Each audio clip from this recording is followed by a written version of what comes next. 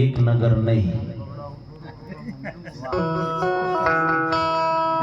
અને તમે બધા સમજી ગયા, એક નગર નહીં પણ 20 નગરમાં, અને એમાંય પાછું વિવેક નગર. 20 નગરમાં તો ખરું, પણ 20 નગરમાં પાછું અવિવેક નહીં. વિવેક નગરના પટાંગણમાં પરમ વંદનીય પરમ શિરમોર સંત શ્રી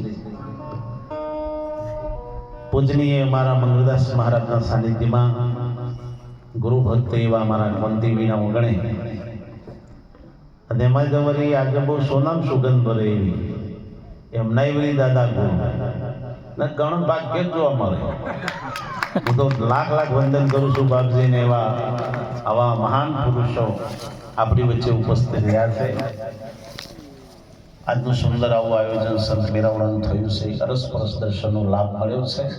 અહીંયા મંચસ બિરાજમાન અમૃતાનંદ આશ્રમમાંથી અમારા દશરથરામ મહારાજ, જીતુરામ મહારાજ, રમેશરામ મહારાજ, રામચંદ મહારાજ, કેવળદાસ જે આજનું સુંદર એન્કરિંગ કરી રહ્યા છે, એવા આજનું કલાવૃંદ પણ અમારા બેન્જો માસ્તર રાધે, એમનું નામ જ રાધે, એવા સુંદર અમારા કાયમથી બધા જોડી રહેવાવાળા તબલા ઉસ્તાદ ભવનભાઈ અને અમારા સાઉન્ડ માસ્ટર.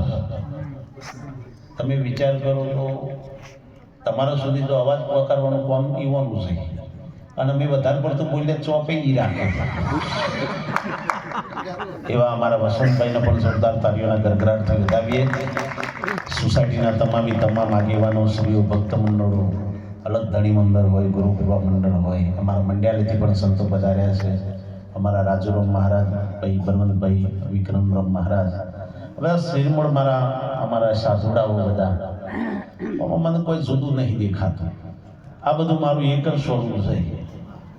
કબીર કુવા એક હૈ બનિહારી અનેક, ન્યારે ન્યારે બર્તન લેકિન પાણી સબ મેં.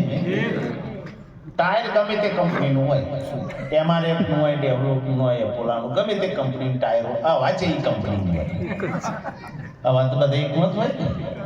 પછી આ તો ઠીક છે, આપણું જે ગુરુ ગોવિંદ એક રૂપે ભેદ કરું ન લગાડ, ભક્તિ કરશે ભાવથી તેનો બેડો પાર. પણ સંત મહાપુરુષોની એક જ વાક્ય છે, તમારી માન્યતા ઉપર ઘા ના કરે તો સુધી તમને વૈરાગ ના આવે. તમારી માન્યતા ઉપર જો ઘા ના કરે જો સુધી, તો સુધી તમને વૈરાગ ના આવે. અને આ જગતની અંદર જો ત્રણ છે ને, એટલે આ બધા આપણે શાંતિથી બેસી રહ્યા છીએ, શાંતિથી જે કાર્ય કરી રહ્યા છીએ.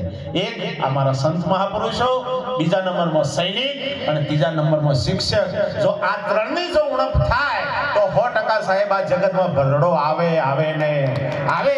આ જગતની અંદર જો સાહેબ આ સંત ના હોય, અરે સાહેબ કદાચ સૈનિક ના હોય, અને આ જગતમાં જો શિક્ષક ના હોય, તો સાહેબ એટલું યાદ રાખવાનું, આપણે કઈ કક્ષા ઉપર જઈએ એ આપણને પોતાને ખબર. એટલે દરેક વસ્તુની મહાપુરુષે બહુ સુંદર વાત કરી છે. જીવન જોબન રાજ ધન અભિચલ રહે ના કોઈ, ધન સત્તા સંપત્તિ